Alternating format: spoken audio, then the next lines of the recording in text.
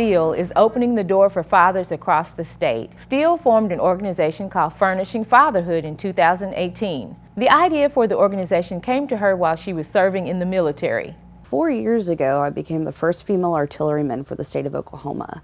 And I walked into this all-male battery, and what was crazy was 60% of these men were all non-custodial fathers. And what I found out was the majority of these men had experienced being homeless, had experienced, rebuilding their lives, had experienced losing their fatherhood.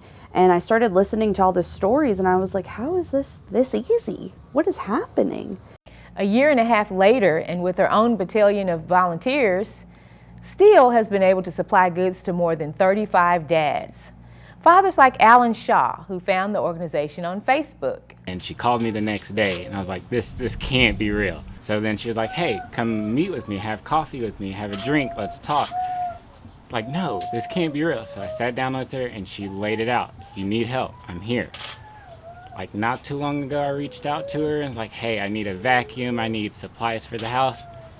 A week later, she's like, hey, I got it for you, come pick it up. In addition to household items and kitchen goods, Furnishing Fatherhood tries to keep a selection of clothes on hand for children, sizes newborn through teens. We try to get nice shirts. We have men's clothing. We just started our closet, which actually has suits, dress pants, anything that a father would need, let's say for a job interview, or a lot of times they're trying to go back to court to get more time with their kids so they're not a weekend dad. Steele said she has made a promise to keep her Oklahoma City garage fully stocked, and she and her squadron of helpers also have a storage area in Tulsa as well as a post in Lawton. And they hope to open a facility in Pauls Valley this spring.